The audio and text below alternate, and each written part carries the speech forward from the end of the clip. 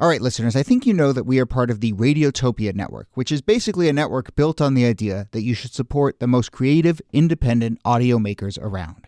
No one, and I mean no one, embodies the Radiotopia ethos more than Benjamin Walker and his show Theory of Everything. Benjamin, who I've known for a long time, has been making beautiful, personal, sprawling audio documentaries for decades that help us understand the very strange world we live in. And now he has a new series called Not All Propaganda is Art.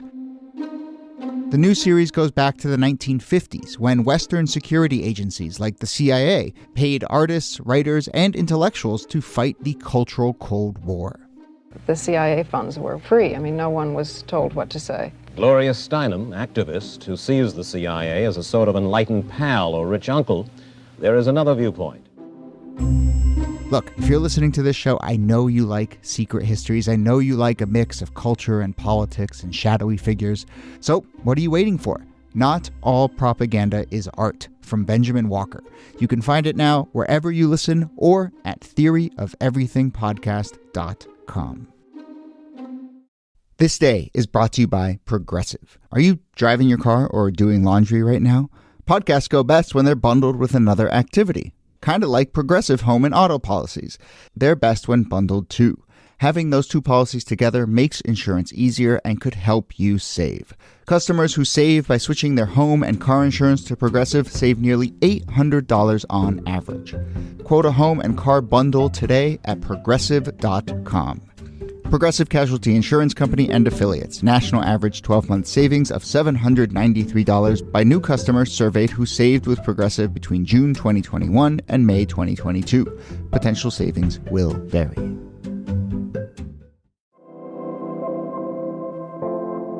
Hello and welcome to This Day in Esoteric Political History from Radiotopia. My name is Jody Avirgan. This day, March 23rd, 1903, Lizzie Maggie, a young Quaker woman living in Virginia, applied to the U.S. Patent Office for a patent on a board game that she had invented. It was an easy, fun-filled method of teaching the evils of land monopolism. The game had two ways of playing, one in which everyone prospers and one in which the players try to bankrupt one another and gobble up all of the property. Lizzie thought, surely this will teach Americans about the virtues of shared wealth and the common interest. Turns out Americans like the version of the game where you gobble up everything and try and bankrupt everyone else instead. Of course, you may have figured this out by now, but this is how the rules of the board game Monopoly came to be, the wildly popular, very American board game Monopoly. So here to discuss this incredibly fascinating hidden history and maybe also ask that question of like, wait, what is actually the lesson of Monopoly and should we be playing it with our kids? Here to do that are, as always, Nicole Hemmer of Columbia and Kellie Carter-Jackson of Wellesley. Hello there. Hello, Jody. Hey there. We will get to all of our Monopoly strategies. Kellie, I know it's big in your world. Champing at the bit over here. I can't even tell you how much this is like a family tradition where every Thanksgiving, every Christmas, Monopoly, it's going down. It's going down. And so, you know, for generations, families have opened their box of the Monopoly box, and in there, tucked in there, is a sort of history of the game, right, as told by Parker Brothers. And the history that's generally been given is about a man named Charles Darrow, who dreamed up Monopoly in the 1930s during the Depression and became a millionaire, and his inventiveness saved him and Parker Brothers, and turns out, not really true. Shocking that rags to riches tale of how everyone profited off of Charles Darrow's innovativeness turns out not to be true. Yeah. Isn't it always a shame that like the real story or the true story is always something like sad and penniless, where you always expect like the woman who never gets her credit, never gets her due, like that's always the real story. Yeah, but an incredibly fascinating story, and I think I'm ready right now to add this to this should be a TV series list that we've been keeping. Like I see a 9-part thing set in the 19th about Lizzie trying to get her board game sold. So let's talk about Elizabeth or Lizzie Maggie. What do we need to know about her? Well, I think it's important to know that she was something of an activist. So she was a young Quaker woman who lived in Virginia, and she had been swept up in the activism around monopolism. In the late 19th century, there was this real movement. And the most famous book about it was Henry George's Progress and Poverty, which looked at how people with a lot of money would buy up land. They would rent that land and make tons of money not doing anything. And there was this big debate at the time between like productive labor, so you make stuff and you sell it, and unproductive labor, which is like you're a land speculator or you're a banker. And Lizzie was very much on the side of those productive laborers. So she invented this game in order to teach other Americans about the evils of monopoly and how wonderful it would be if we all just worked together. And it's interesting, too, because the game was not called Monopoly. It was called the Landlord's Game. And it was all about rent. And it just makes me think of the famous, the rent's too damn high. Like, famous quote. But it was a way, I think, of talking about this relationship between owners and renters and exploitation and how we should treat one another in terms of these exchanges. And that I think she hoped that people would play this game with a sense of empathy, wanting everyone to sort of have a slice of the pie. But actually, it sort of has the opposite effect, at least when people play it. It's such a great idea, right? Like this, you know, Henry George's books weren't exactly easy reading. So here's a way for you to teach those lessons in a way that you kind of like trick people into learning something while they're having fun. Yeah.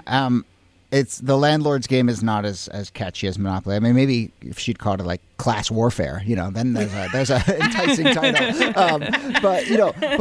But it is actually, in terms of gameplay, incredibly similar to what we know as Monopoly today. The colors and some of the drawings and the place names are a little different, but you know, all the properties are rental properties. There's a property called Poverty Place, Easy Street, and then you know.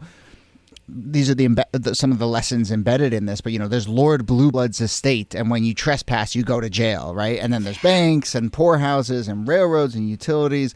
So, again, all of the sort of building blocks of an emerging capitalist society that she's critiquing are there, and it's just about kind of where you put the incentives and how you put things up against each other that then sort of skews the game in one way or another towards pro-monopolism or anti-monopolism. But, you know, I don't think that most Americans pay attention to the historical context of this game. When you think about like the railroads and the utility company and like the fact that as you go around the board, it gets more and more expensive. Like the fact that the carceral system is part of the game. Like, you know, like you go to jail. Like there are real penalties associated with not paying your rent on time or whatever it is.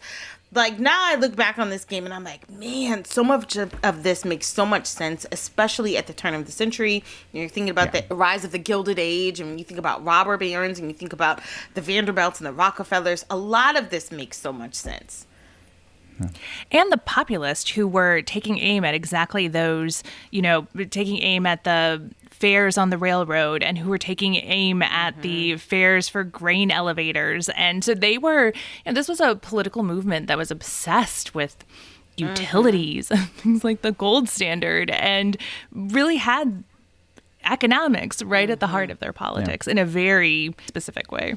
And as I mentioned in the intro, there were two sets of instructions, and one was the monopolist way of playing and the anti-monopolist way of playing. The monopolist version hinged on competition and drama of destroying your opponents, and the anti-monopolist version rewarded everyone with group earned wealth. And, you know, this idea of know your enemy or be able to study both sides and see how the system works, like that was, I think, was key. It was a teaching tool in addition to a game. And I don't think anyone plays Monopoly necessarily as a teaching tool, but it is interesting to kind of say, like, well, maybe I'm wrong, but it is interesting to see. Maybe with math. Yeah, well, with math, sure. How to pay out your rent. How much do you owe me? How much change do I get? Yeah. But that idea of you need to see how the other side works and sort of see how the gears work in order to really understand is really fascinating here.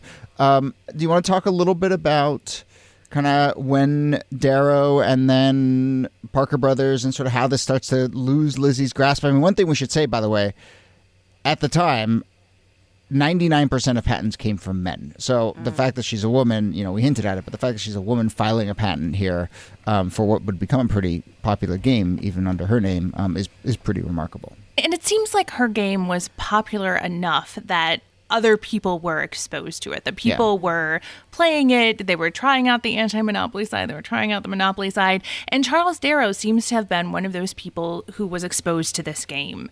And he kind of refines it. He sets it in Atlantic City, so he changes the different place names.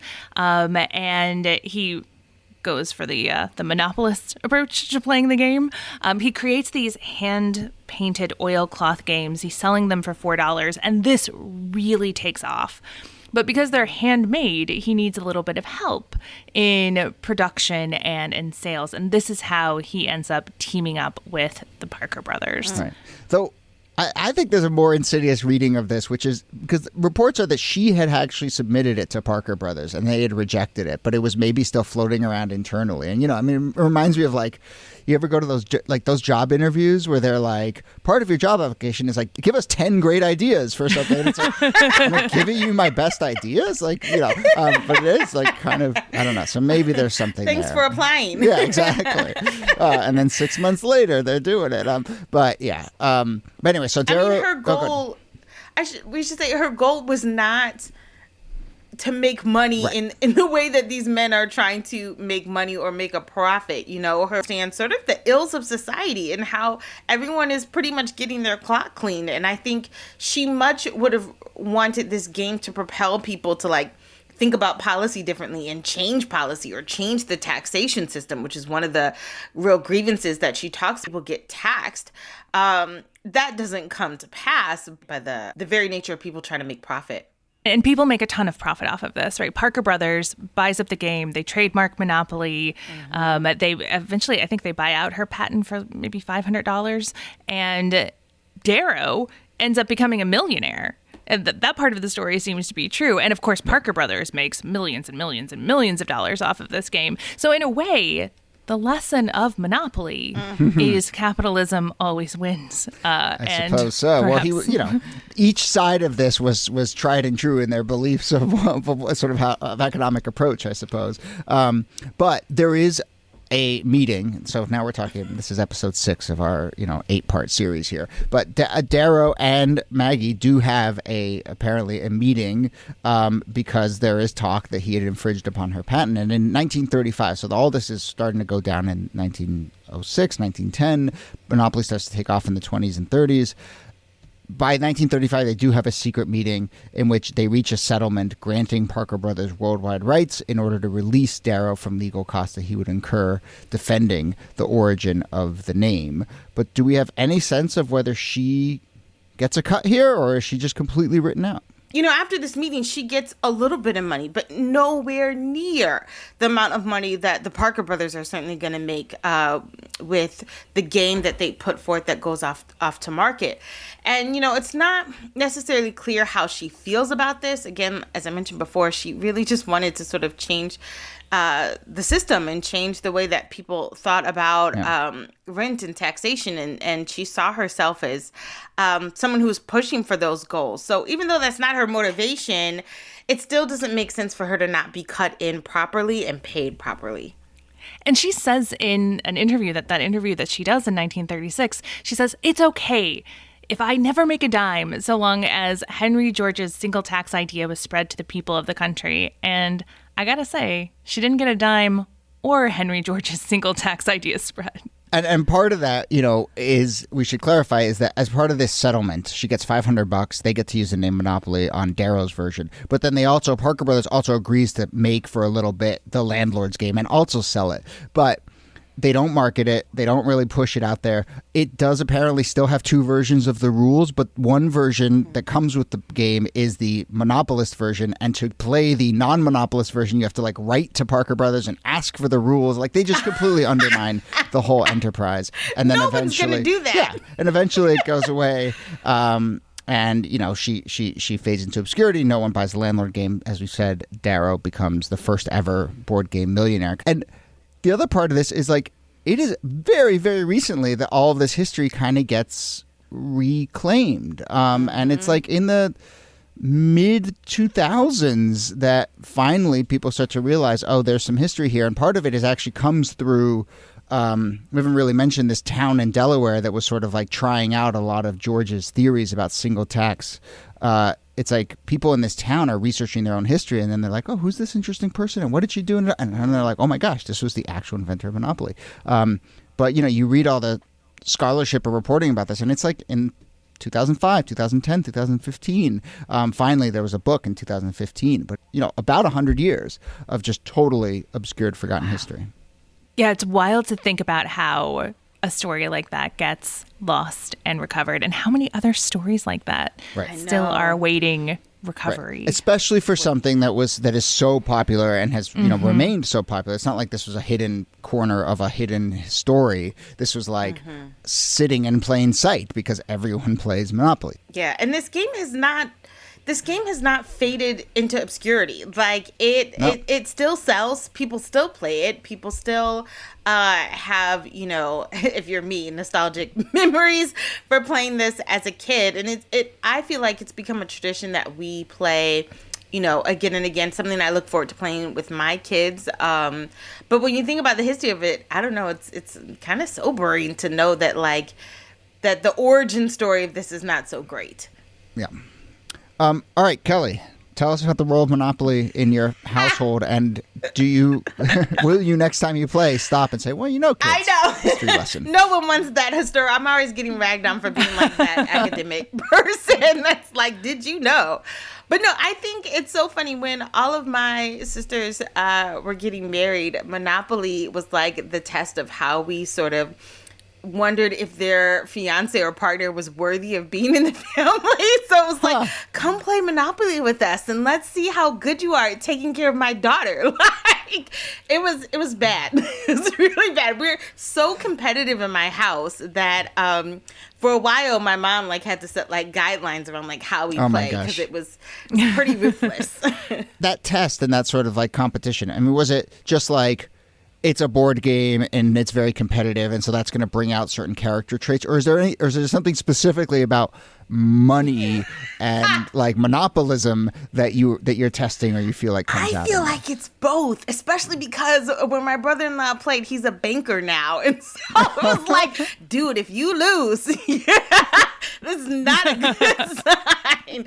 Not a good sign at all. So I mean, yeah, there's certainly competitiveness to it, but I mean, at the end of the day, it was just fun to be able to play this game that's really long. It doesn't have, it's not like Candyland, where you get to an ending very quickly.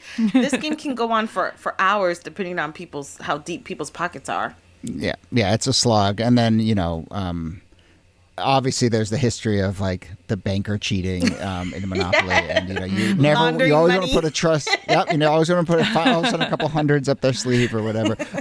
But yeah, I mean, I think that any board game that is built on just ruthlessness in this way is gonna draw. I mean, I've had in my friend circle, there had to be a rule that was you can't play Risk with someone you love, because you will just be in a fight that will simmer for months and months and months. It is just tearing this group apart. Same with Settlers of Catan. It's all resource based, and so it gets nasty pretty quickly. Yeah, I mean, is there any part of you that sort of says because to me, I mean, I think part of the story is was wondering have people really stopped and thought what is this game actually teaching at this sort of capitalistic level? Is there any part of you that's thought that, or thought I want, what are the values at the heart of this game? Yeah, I think about that.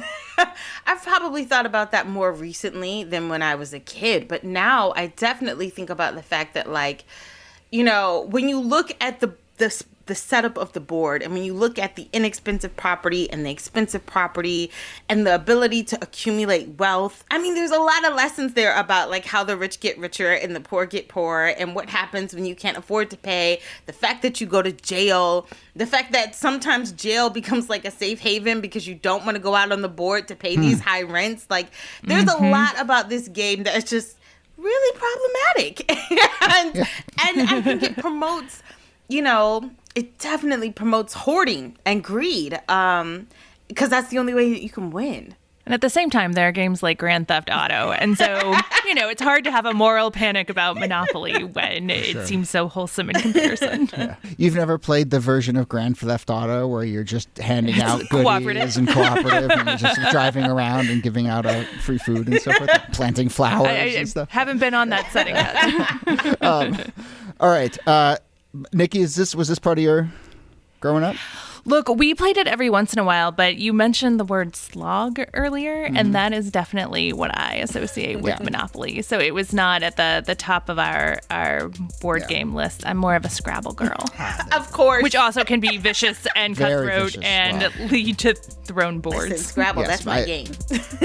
Yeah, same here. I mean, that's the big one in my family. And, my mom is on perpetual, just like, you're making up words, watch. It's unbelievable. Just we'll make up a word and just put it down and just insist it's a word. So, anyway, that's a whole nother episode. I know the history of Scrabble next. Yeah, I'm sure there's one in there. All right, well, this is super fascinating. It, really is. And next time you play Monopoly, maybe you'll have something to chat about.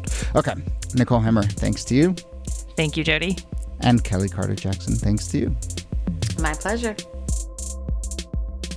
How did I make it big? I know how. To play the game, I buy real estate, hotels, fancy cars, even railroads. And I take chances. To make it big, you've got to play the game. I'm Monopoly Game.